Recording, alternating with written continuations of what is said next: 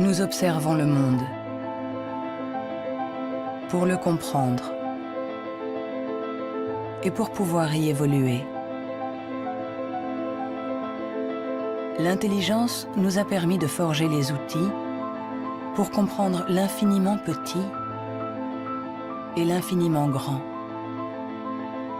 Depuis plus d'un siècle, psychologues, biologistes, généticiens et neuroscientifiques la dissèquent, l'analysent, la mesurent. Nous avons inventé les ordinateurs, marché sur la Lune. Mais contrairement à ce que nous pourrions croire, notre intelligence individuelle n'augmenterait pas. Aujourd'hui, la science explore les différentes facettes de notre intelligence. Mais les scientifiques savent-ils vraiment ce qu'est l'intelligence ?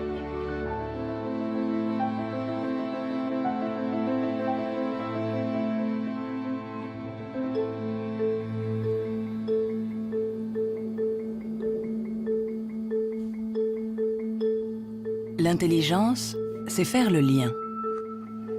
Assembler différents éléments pour trouver une solution. Pour la comprendre, il faut réussir à la fractionner, en isoler toutes les composantes. Les chercheurs se sont donc penchés sur ces différentes facettes.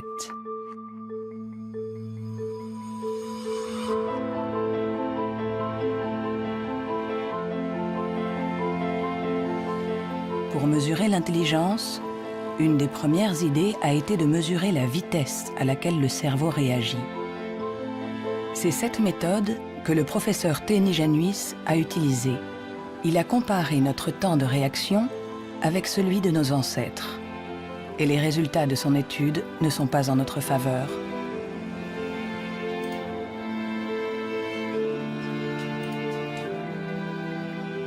Pour mesurer le temps de réaction, on présente à un sujet une lumière sur un écran et il doit dire, en appuyant le plus vite possible sur un bouton, si elle apparaît à droite ou à gauche. Ce n'est donc pas un réflexe, mais une information simple que notre cerveau doit traiter. Ces études sur le temps de réaction sont très anciennes. Plusieurs d'entre elles ont été faites entre 1860 et 1880 en Grande-Bretagne par Francis Galton, le cousin de Charles Darwin. Il a testé plusieurs milliers de personnes qui étaient représentatives de la population de l'époque. Les gens avaient alors un temps de réaction très rapide. Nous avons donc cherché des études comparables qui auraient été faites durant les 120 dernières années. Et nous en avons trouvé une quinzaine. En les comparant, nous avons pu montrer que durant les 150 dernières années, les gens sont devenus de plus en plus lents.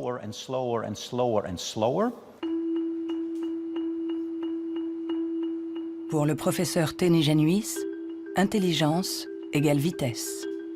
Et notre cerveau mettrait en moyenne 50 millisecondes de plus que celui de nos arrière-grands-parents pour traiter une information simple. 50 millisecondes de plus, ça a l'air ridiculement bref. Mais quand on pense aux milliers de décisions que nous devons prendre chaque jour, si vous êtes un tout petit peu plus lent pour chaque décision, ça peut avoir des conséquences très importantes. Le professeur Teni Januis est convaincu que nous sommes moins intelligents qu'au XIXe siècle.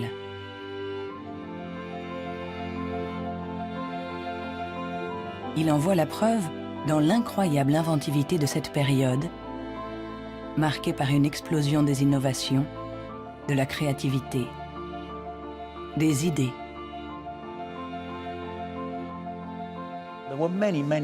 Il y a eu énormément de fantastiques innovations au XIXe siècle. Des études ont montré que le nombre d'inventions par habitant était 4 fois plus important qu'aujourd'hui. Le professeur Teni Januis pense que notre intelligence est en panne. Elle décline depuis au moins 150 ans. Mais au XIXe siècle, Sir Francis Galton pensait déjà que les Anglais étaient bien moins intelligents que les Grecs de l'Antiquité, qui ne manquaient pas d'esprit brillant. Alors, Qu'en est-il des prédécesseurs des Grecs, les hommes préhistoriques? Eh bien, il est extrêmement difficile de mesurer leur intelligence. Pourtant, à l'Institut Max Planck de Leipzig, on essaye de répondre à cette question en reconstituant le cerveau de nos ancêtres de la préhistoire.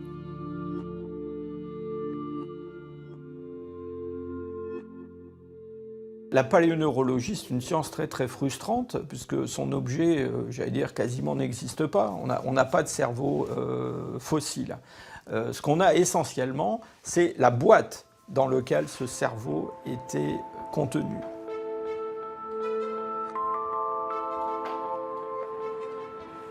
En comparant notre cerveau avec celui des hommes préhistoriques, les scientifiques se sont aperçus qu'il y avait des différences. Des différences de forme, mais aussi des différences de taille. Certains hommes préhistoriques avaient un cerveau plus grand que le nôtre. Quand on sait que tout ce que nous sommes, tout ce que nous pensons, nos souvenirs, notre personnalité, nos émotions, notre langage, tout dépend essentiellement de cet organe, alors est-ce que l'intelligence est directement liée à la taille? Il serait naïf de penser qu'il n'y a pas de lien entre la taille du cerveau et la complexité des comportements, entre guillemets, l'intelligence. On le voit dans le monde animal, hein, les animaux qui sont les plus intelligents, en particulier les cétacés, certaines formes de dauphins par exemple, sont des formes qui dans le monde animal ont de très grands cerveaux, un grand nombre de neurones. On retrouve chez eux quelque chose qui rappelle ce qu'on trouve chez les primates, les grands primates, et chez l'homme. L'évolution a fait croître la taille de notre cerveau pendant 2 millions d'années, pour atteindre son maximum il y a 15 000 ans environ.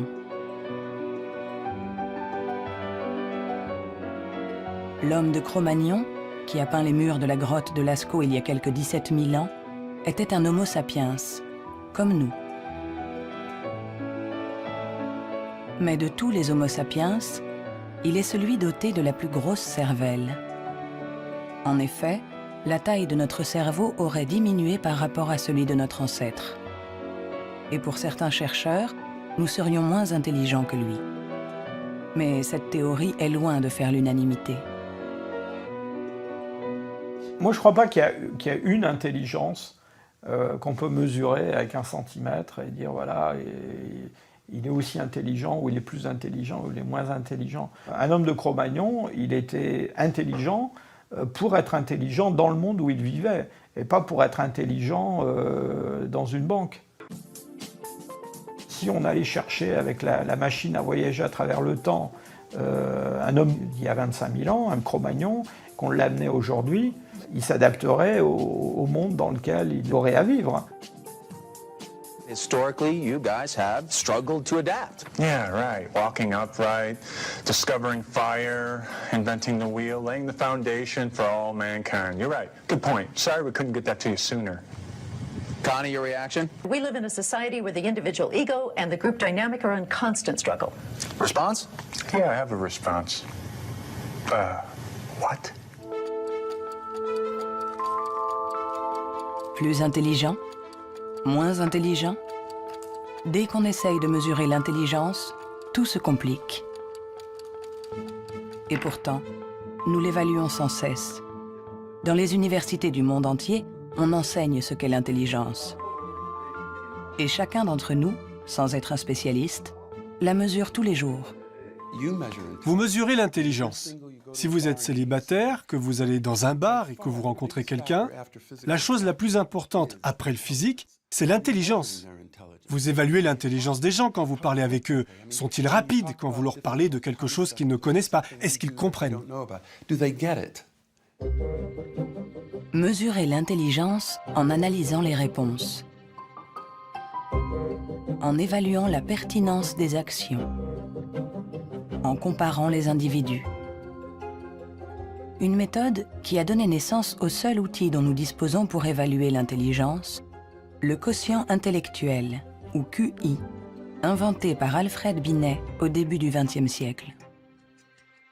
Alfred Binet était assez critique vis-à-vis des aliénistes, les psychiatres de l'époque. qui faisait des diagnostics pour juger du retard intellectuel avec des grandes catégories. Il y avait les idiots, ceux qui étaient le degré d'arriération le plus profond, les imbéciles ensuite, et puis les débiles.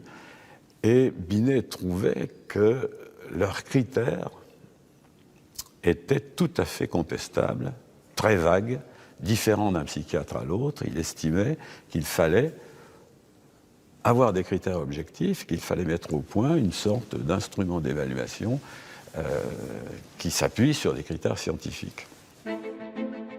En 1905, le ministère de l'Éducation nationale demande à Alfred Binet de trouver un moyen de détecter les enfants en difficulté scolaire.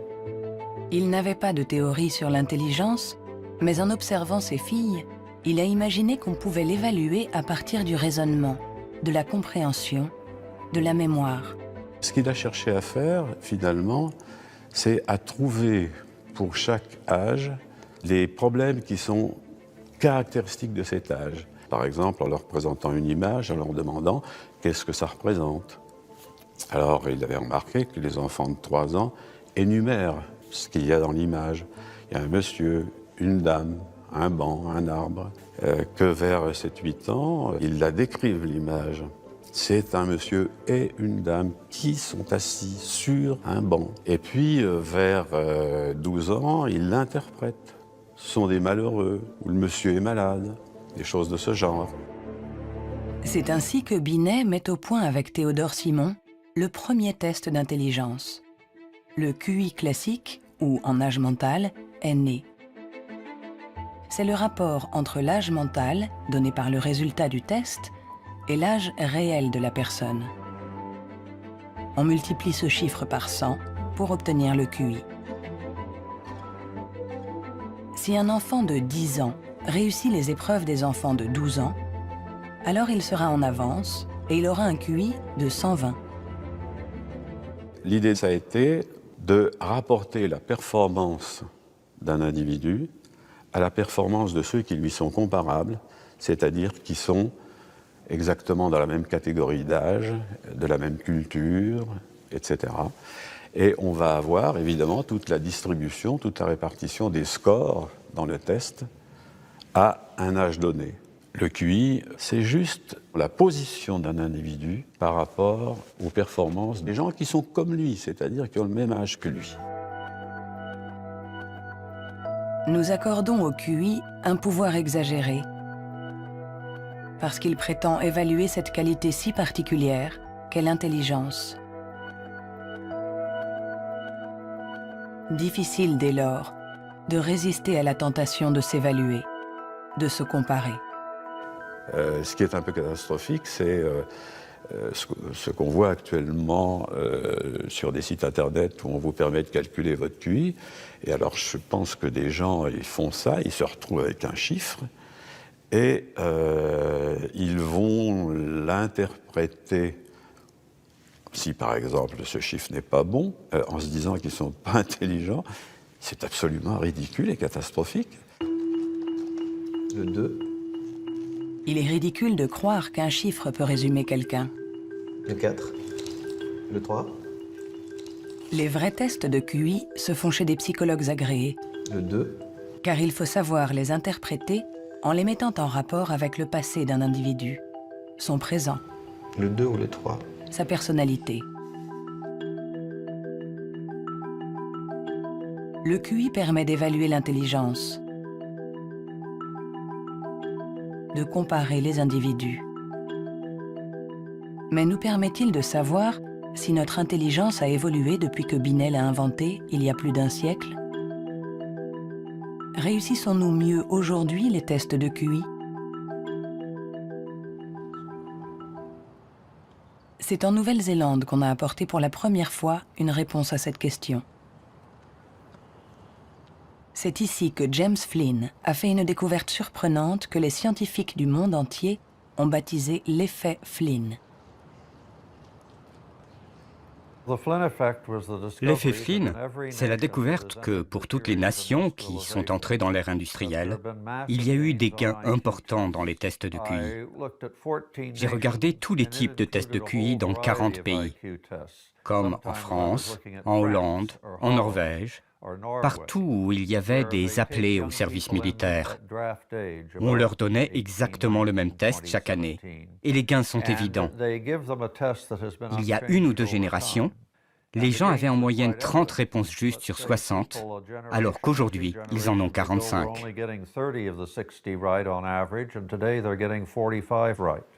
Après avoir passé au crible des dizaines et des dizaines d'études, James Flynn a montré que depuis plus de 60 ans, nous réussissons mieux les tests de QI. Est-ce que cela signifie que nous serions devenus plus intelligents que nos grands-parents? Un changement de QI ne signifie pas forcément un changement d'intelligence. Un exemple simple pour le comprendre, vous faites passer le test d'intelligence une première fois aujourd'hui. Vous le redonnez au même sujet demain. Il y a un effet d'apprentissage, il va réussir un peu mieux, il va avoir des scores un peu meilleurs. Ça ne veut pas dire qu'il est devenu plus intelligent, ça veut juste dire qu'il est un peu plus familier avec la façon de passer le test. L'augmentation du QI est due en grande partie à l'environnement, une meilleure nourriture, une meilleure éducation. Notre QI augmenterait de 2 à 3 points par année d'école supplémentaire et la durée de scolarisation est passée en moyenne de 6 ans au début du XXe siècle à 11 ans aujourd'hui dans les pays industrialisés. Tous ces effets se sont additionnés et ont fait augmenter les scores de QI. Quand vous passez un test aujourd'hui, vous y êtes préparé dans la mesure où toute une série de facteurs vous ont donné la capacité d'utiliser votre logique de manière abstraite.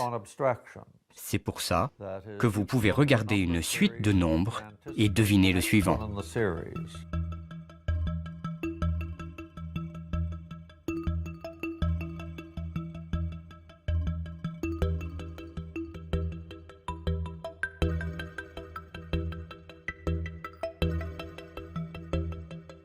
Avec l'intelligence, il ne faut pas se fier aux apparences.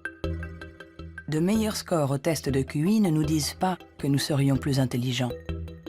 Nous sommes juste mieux préparés pour réussir des tests de QI. Notre intelligence est comme un muscle que nous avons entraîné pour en exprimer tout le potentiel. Mais à force de nous entraîner, nous avons peut-être atteint nos limites. Les chiffres le prouvent. Après des décennies d'augmentation, les résultats au test de QI plafonnent. Ils diminuent même dans certains pays, comme l'Angleterre, le Danemark ou la Norvège. L'augmentation du QI est un phénomène qui a duré un siècle. Mais tous les pays vont finir par voir un plafonnement de cette augmentation. L'école a fait le plein. C'est elle qui a offert la capacité de manier des concepts abstraits. Et à moins d'une révolution de la pédagogie, les bénéfices dus à l'école vont plafonner parce que presque tout le monde aujourd'hui est scolarisé.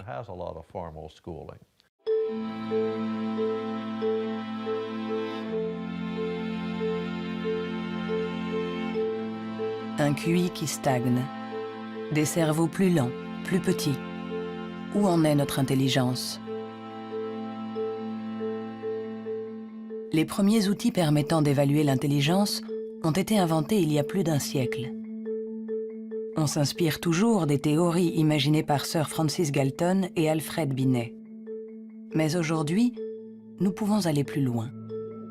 Plutôt que de mesurer ce que l'intelligence produit, intéressons-nous à l'organe qui produit l'intelligence.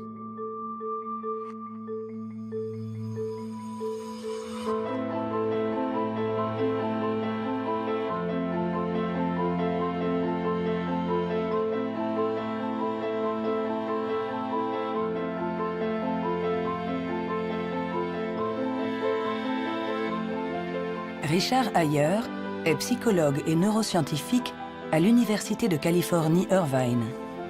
Depuis plus de 30 ans, il essaie de savoir à quoi ressemble un cerveau intelligent. Grâce aux progrès faits par l'imagerie cérébrale ces dernières années, il cherche, avec son collègue le professeur Rex Jung, où, dans le cerveau, se niche l'intelligence. Nous regardons le cerveau de Richard Ayer, un très joli cerveau. Le docteur Ayer est une personne brillante, intelligente, et nous voyons toutes les régions qui sont le support de son intelligence.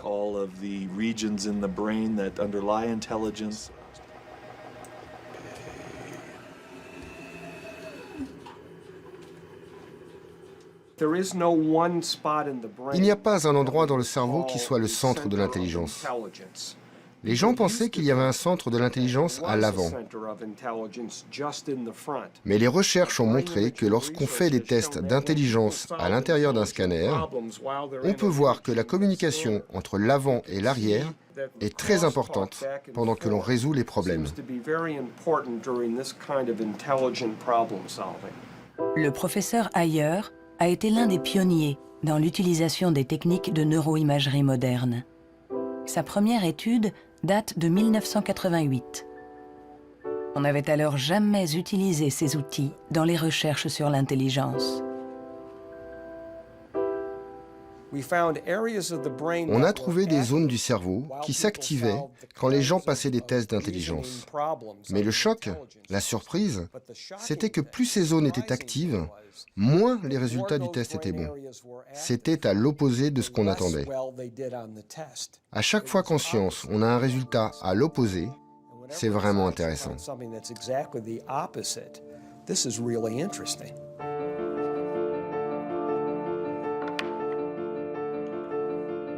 Un cerveau intelligent n'est pas un cerveau qui fonctionne plus, mais au contraire, un cerveau qui fonctionne moins. C'est ce qu'on appelle la neuroefficacité.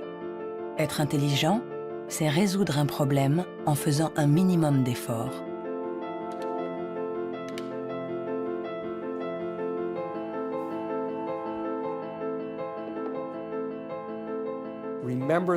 Souvenez-vous de la première fois que vous avez conduit une voiture. Le premier jour, dans un grand parking vide, avec quelqu'un assis à côté, et vous tournez le volant et vous pensez « Maintenant, il faut que je freine ». Mais aujourd'hui, vous conduisez au milieu de la circulation dans une ville que vous ne connaissez pas, et malgré ça, vous pouvez discuter avec quelqu'un.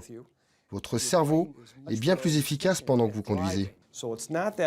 Donc, les hauts niveaux d'intelligence ne sont pas forcément liés à un cerveau qui travaille plus, mais à une transmission plus efficace de l'information entre les zones importantes du cerveau.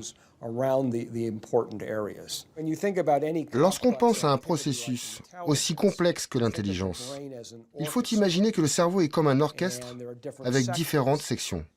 Mais le vrai mystère, c'est comment ces sections interagissent. Parce que pour autant que nous le sachions, il n'y a pas de chef d'orchestre. Si le cerveau est un orchestre, alors l'intelligence est la musique.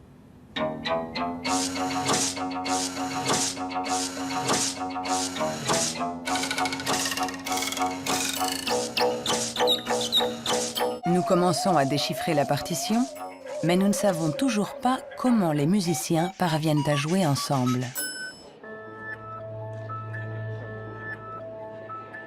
À l'université de la Sorbonne, le professeur Olivier Houdet est à la recherche de ce chef d'orchestre. Pour le trouver, il mesure l'activité électrique du cerveau pendant que des enfants résolvent des problèmes. Ce qui l'intéresse, c'est ce qu'il appelle les bugs de l'intelligence. Si vous présentez à un enfant ce dispositif avec 1, 2, 3, 4, 5 babards écartés ou 5 babards resserrés, et vous demandez à l'enfant, y a-t-il le même nombre de babards au-dessus et en dessous, jusqu'à 6-7 ans, tous les enfants du monde vont vous répondre « Ah ben non, il n'y en a pas pareil, il y en a plus là parce que c'est plus long ». Le cerveau de l'enfant est donc piégé par l'intelligence, c'est-à-dire visio-spatiale, selon laquelle longueur est égale à nombre. Dans le cerveau, ça se traduit par le fait qu'on a des chemins neuronaux différents pour résoudre une même tâche.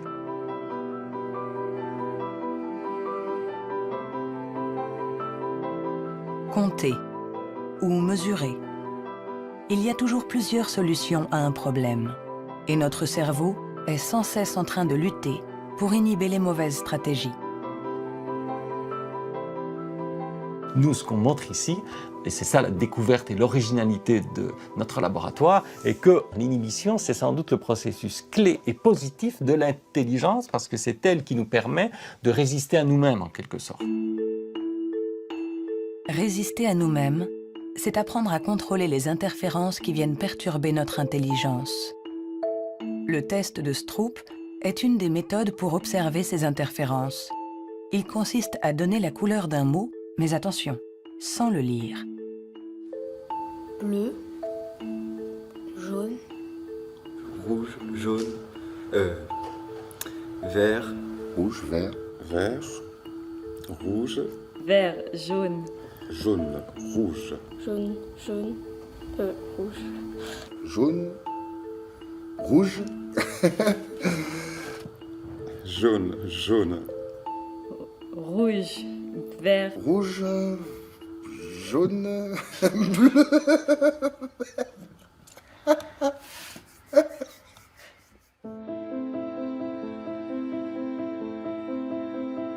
Pour résoudre un problème, nous sollicitons différentes régions du cerveau reliées entre elles, mais qui sont parfois en compétition. Mais comment ces différentes zones communiquent-elles? C'est ce à quoi s'intéresse le professeur Douglas Fields à l'Institut national de la santé de Washington.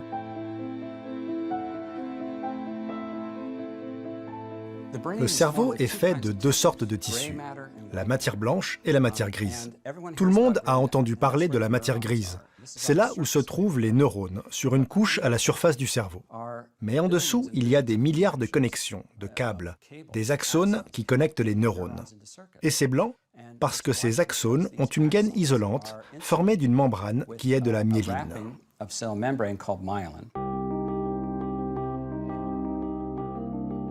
La myéline entoure les axones, permettant aux informations de circuler de manière rapide et efficace dans le cerveau.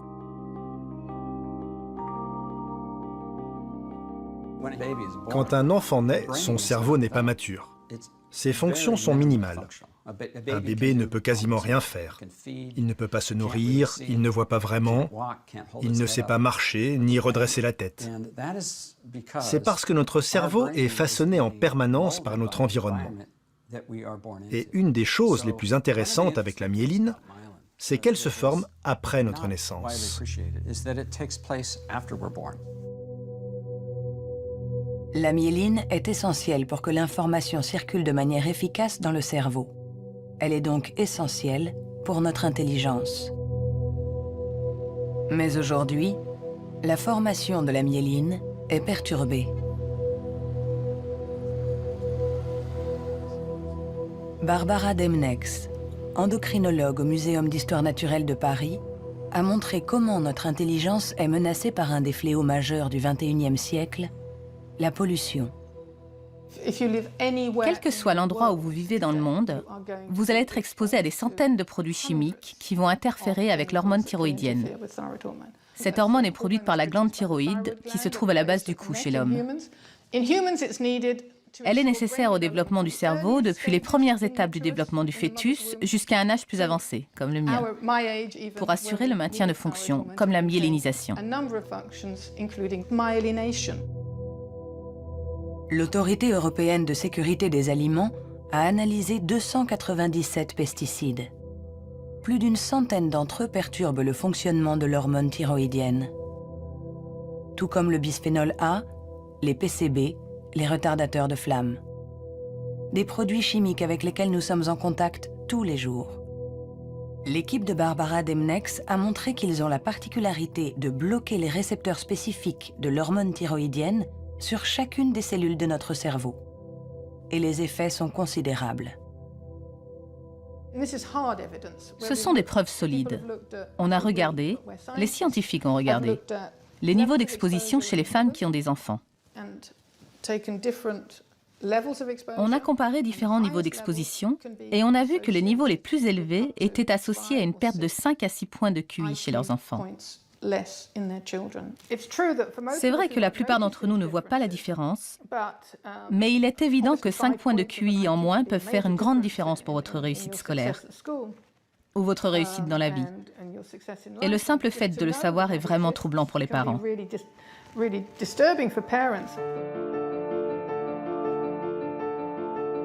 Notre intelligence nous a permis de créer un monde complexe au prix de la dégradation de notre environnement. Et nous pourrions en payer le prix si cette dégradation perturbe la formation de notre cerveau, en agissant sur la myéline par exemple. Mais si ce phénomène se confirme, comment le gérer? Pendant plus d'1 siècle, on a pensé que tous nos processus mentaux n'étaient dus qu'à l'activité électrique des neurones. Mais aujourd'hui, les neurobiologistes ont commencé à explorer un nouveau continent. Il n'y a que 15% des cellules du cerveau qui sont des neurones. Le reste, qui représente 85%, ne communique pas grâce à l'électricité. On l'appelle la glie. De nouvelles méthodes nous ont permis de voir avec surprise que les cellules gliales communiquent entre elles et avec les neurones. On est à la pointe des recherches sur le cerveau, car il y a là un changement fondamental dans la manière dont on pense que le cerveau fonctionne au niveau cellulaire.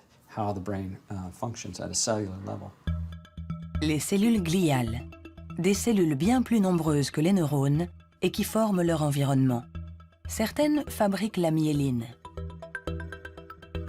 D'autres nourrissent les neurones et les protègent. On les appelle les astrocytes.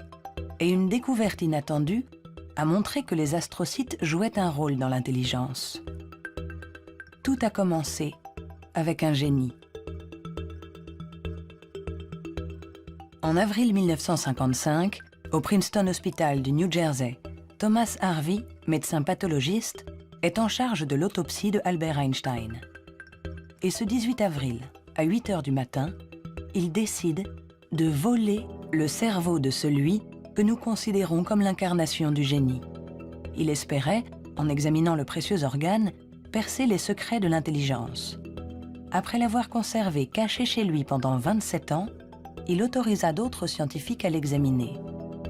Et ils découvrirent quelque chose dans le cerveau d'Einstein qui était peut-être le secret de son intelligence. Le cerveau d'Albert Einstein a été examiné pour voir ce qui le rendait plus intelligent. Et il n'y avait pas de différence sur le nombre de neurones, sur la taille des neurones, il n'y avait rien. Mais son cerveau avait plus d'astrocytes. Et beaucoup de gens se sont intéressés au rôle joué par les astrocytes dans l'intelligence. Les astrocytes. Des cellules gliales identifiées il y a plus d'1 siècle. Mais ces dernières années, les scientifiques se sont aperçus que leur rôle était plus complexe que ce qu'ils imaginaient.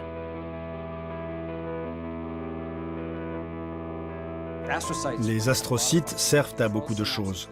Ils contrôlent les synapses, ils contrôlent le flux sanguin dans le cerveau, ils nourrissent les neurones, ils réagissent aux blessures. Toutes ces choses étaient considérées comme des tâches ménagères faites par les astrocytes dans le cerveau. Et plein de gens ne les prenaient pas au sérieux. Jusqu'à ce qu'on réalise que ces tâches ménagères font que l'astrocyte contrôle le neurone. Un astrocyte humain contrôle des centaines de neurones, bien plus que ce que peut faire un astrocyte de souris par exemple. En se basant sur cette observation, une équipe de l'Université de Rochester a mis au point une expérience fascinante. Pour mieux comprendre l'intelligence humaine, ils ont décidé de lui faire franchir la barrière des espèces. Ils ont greffé des astrocytes humains dans le cerveau de souris.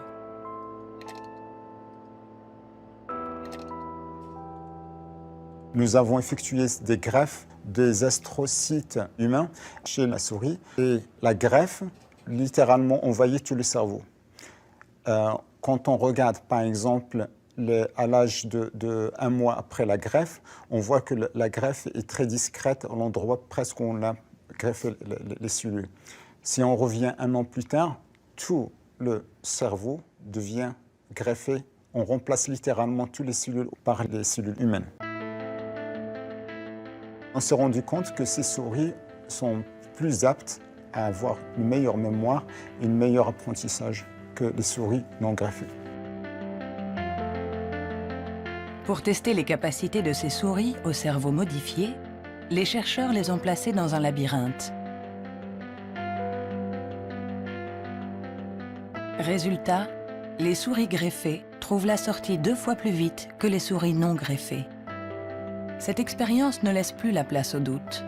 Les astrocytes contribuent à favoriser la mémoire et l'apprentissage. Ils jouent un rôle clé dans notre intelligence.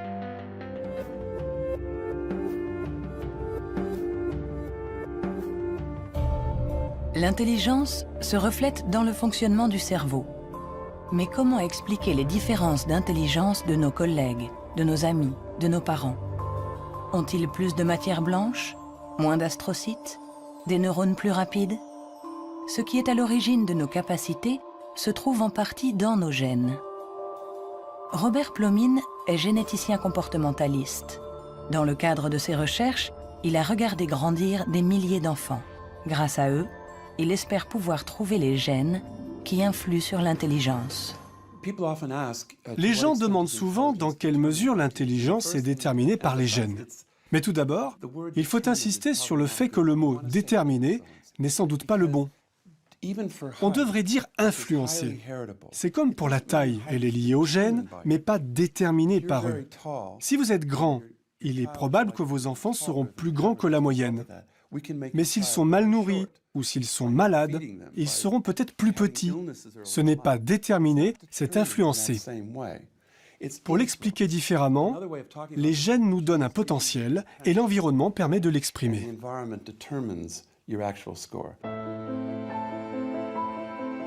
Pour comprendre les relations complexes entre gènes et intelligence, Robert Plomine fait passer des tests à des milliers de jumeaux. Les vrais jumeaux ont ceci de particulier que ce sont des clones. Ils partagent exactement les mêmes gènes.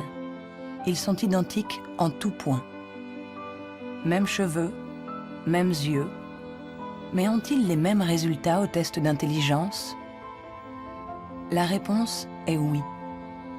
Leurs résultats sont plus proches que ceux d'un frère et d'une sœur. C'est la preuve que même s'ils ne sont pas les seuls déterminants de l'intelligence, les gènes jouent un rôle crucial. La plupart des pays dans le monde, plus de 100 pays, disposent maintenant de registres de jumeaux, car ils reconnaissent l'importance de la méthode des jumeaux pour estimer l'influence des gènes. La prochaine étape de nos recherches est d'essayer de trouver les gènes responsables de l'intelligence. Pour cela, Robert Plomine utilise des puces à ADN capables de détecter plus d'1 million de marqueurs génétiques. En comparant l'ADN de tous ceux qui ont eu de bons résultats au test, il cherche à voir si certains gènes apparaissent plus fréquemment. Mais l'identification précise de ces gènes s'est révélée beaucoup plus compliquée que ce qu'il espérait.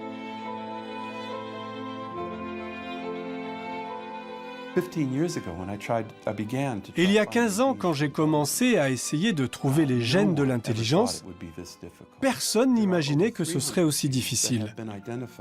On a identifié plus de 300 gènes qui influent sur l'intelligence. Et le problème, c'est qu'on en a identifié seulement 1%.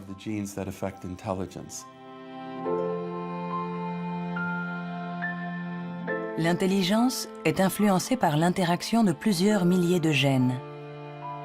Ils forment un réseau d'une complexité inouïe, d'autant plus qu'ils produiraient des effets différents selon la région du cerveau où ils s'expriment. Avant, on imaginait le fonctionnement du cerveau en termes de zones. Cette zone gère le langage, celle-ci fait autre chose. Le corps calleux relie les hémisphères. Beaucoup de gens aujourd'hui ont réalisé que c'était une fiction, que le cerveau agissait de manière plus globale. Et si on regarde ça du point de vue génétique, cela rend les choses plus claires, parce que la plupart des gènes qui agissent sur le cerveau affectent beaucoup de régions différentes. Nous avançons pas à pas dans la compréhension de notre intelligence. Les scientifiques affinent les outils pour la mesurer. Mais la question qui se pose est l'usage que nous en ferons.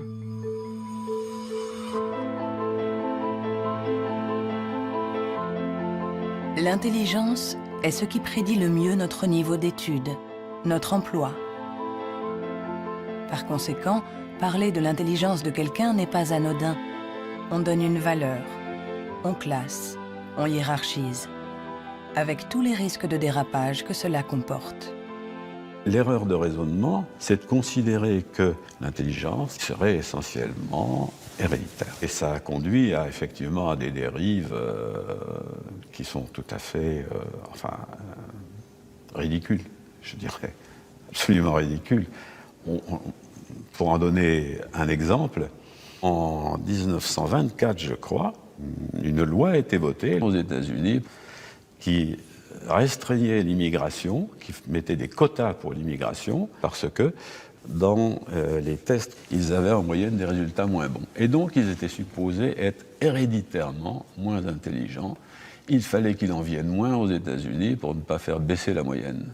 On les accueillait, vous savez, dans Ellis Island, cette petite île qui est en face de New York, et pas mal d'entre eux ont été renvoyés, et notamment ceux qui, dans les années 30, commençaient à sentir la montée du nazisme, je pense aux Juifs de l'Europe de l'Est, par exemple, et qui ont été refoulés pour des raisons absolument idiotes.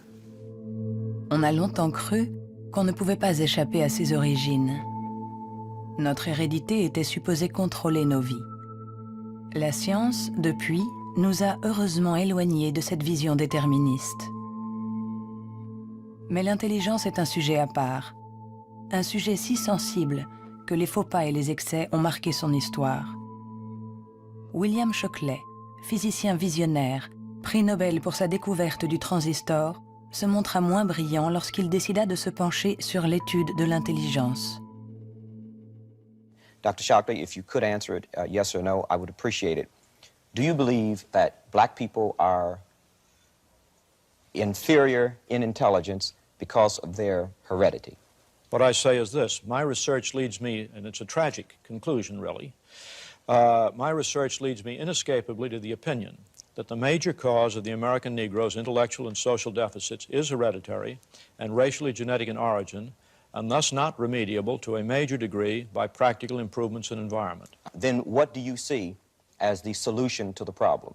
I would propose that you would offer a bonus to everyone to be sterilized. The offer is based upon the best estimates, best scientific estimates that one can have of any genetically carried disabilities. 1974, c'était tout juste hier, une époque pas si lointaine où certains se servaient du QI pour justifier des théories racistes, pour exclure ceux qui étaient différents. Joseph Chovanec est atteint du syndrome d'Asperger, une forme d'autisme qui peut cohabiter avec un QI élevé. Diplômé de Sciences Po, docteur en philosophie, écrivain. À 6 ans, il ne disait pas un mot.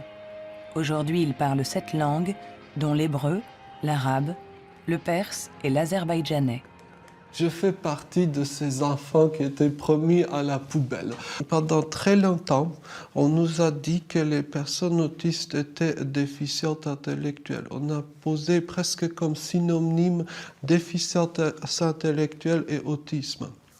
Alors qu'aujourd'hui, on sait bien que ce n'est pas le cas. Chaque société humaine a besoin d'un certain nombre de hiérarchies, a besoin que les gens se démarquent un peu des autres. Et on a tendance à résumer un peu tout par un critère unique. Aux États-Unis, ce qui fait, les qualités humaines et les hiérarchies, c'est le QI. En France, c'est tel ou tel concours administratif. Sous la Chine impériale, c'était les fameux concours de mandarinat. Mais tout ça, ça repose sur une idée centrale qui est fausse, à savoir qu'il y aurait une échelle unique de l'humanité. Et forcément, celui qui prône ce genre de théorie se place lui-même tout au sommet. C'est toujours comme ça. L'intelligence comme échelle unique de l'humanité. Mais peut-on résumer l'humain à une seule dimension? Peut-on réduire l'homme à sa seule intelligence, alors que l'intelligence elle-même a de multiples facettes.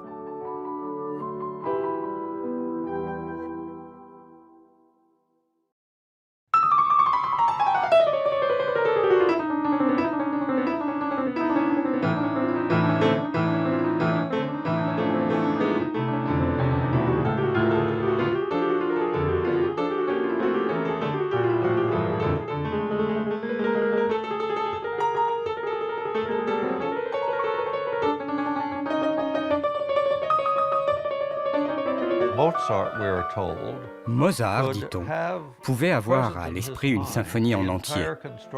Si vous suivez une symphonie, vous devez suivre son développement dans le temps. Mais lui, il avait conscience de sa globalité. C'est un peu le même niveau de complexité que pour un mathématicien qui pense à 7 ou 8 formules et voit toutes les connexions possibles entre elles. Alors on peut toujours objecter. Est-ce que l'intelligence musicale est une forme d'intelligence? Ce n'est pas important. Ce qui est important, c'est que ça existe et que ceux qui l'ont n'ont pas obligatoirement de grand QI.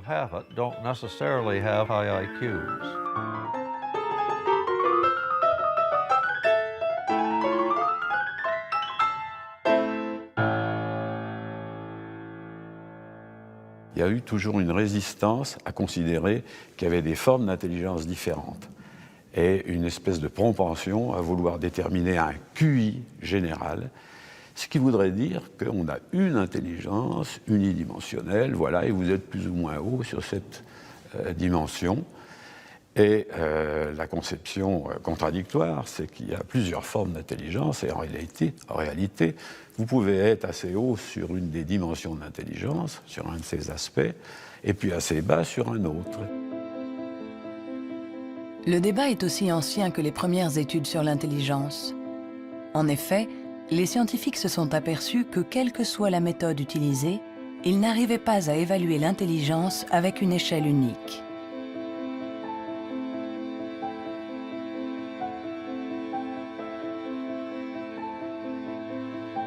À l'Université du Nouveau-Mexique, le professeur Rex Jung est convaincu que pour résoudre n'importe quel problème, nous utilisons différentes manières de raisonner, que ce que nous appelons intelligence n'est que l'une d'entre elles.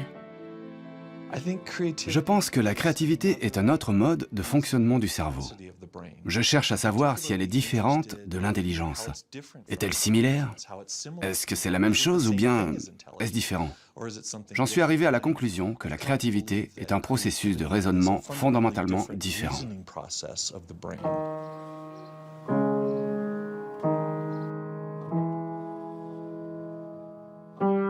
Déchiffrer une partition, c'est être intelligent en utilisant nos connaissances.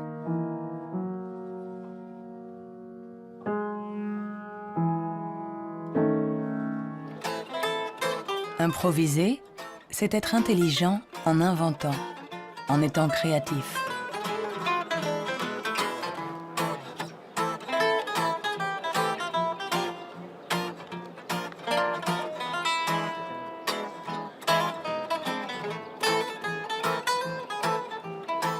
Un musicien peut être à la fois intelligent et créatif. Un sujet d'étude idéal.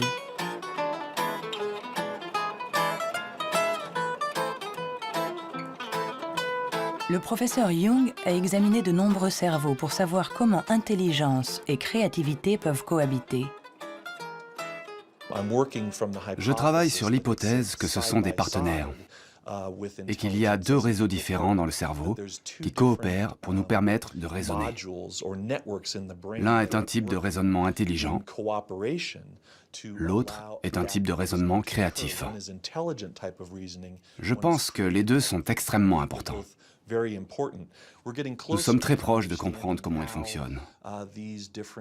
Notre théorie est que le réseau de l'intelligence se situe plutôt à la surface du cerveau. Avec la créativité, les choses sont différentes. Elle dépend principalement du réseau du mode par défaut. Le réseau du mode par défaut est un réseau qui se trouve plutôt au milieu, à l'intérieur du cerveau. Et ces deux réseaux échangent en permanence des informations pour nous permettre de résoudre les problèmes posés par le monde qui nous entoure.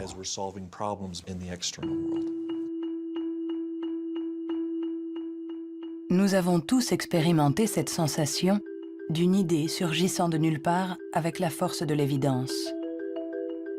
Ce que nous révèlent les neurosciences, c'est que ce mode de raisonnement, ce mode inventif, créatif, est un mode de raisonnement à part entière. Peut-on être intelligent sans être créatif? Ou créatif sans être intelligent? La question a elle-même un sens. Pour évoluer intelligemment dans le monde, n'avons-nous pas besoin de toutes les ressources de notre esprit? On ne peut pas être créatif en physique, par exemple, si on n'a qu'une éducation physique. Pour être créatif en physique, il faut une autre éducation et ensuite se retrouver dans un univers étranger et réutiliser des trucs et astuces, des mécanismes mentaux qu'on a appris ailleurs. Hein. Et le drame de la recherche stérile, c'est la recherche qui ne connaît que sa petite chapelle, où il n'y a ni import ni export de données. Hein. Par contre, tous ceux qui ont été créatifs, ce sont des gens qui ont importé des idées d'un univers autre.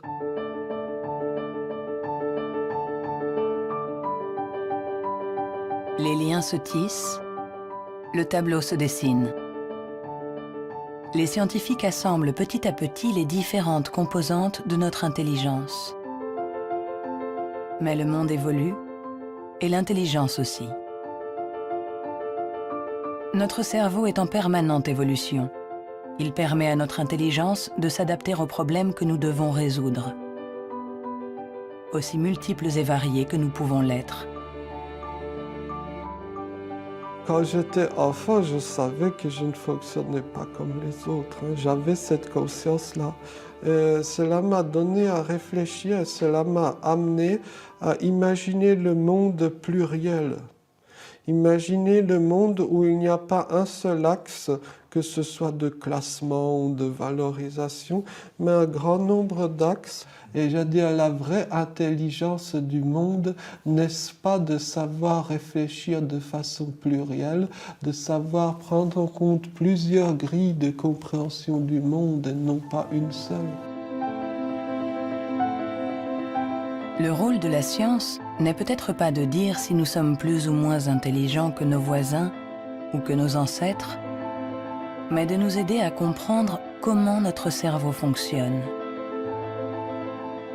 On saura alors non seulement réparer notre intelligence, mais on saura aussi l'améliorer pour tisser des liens entre nous et la diversité de ce qui nous entoure.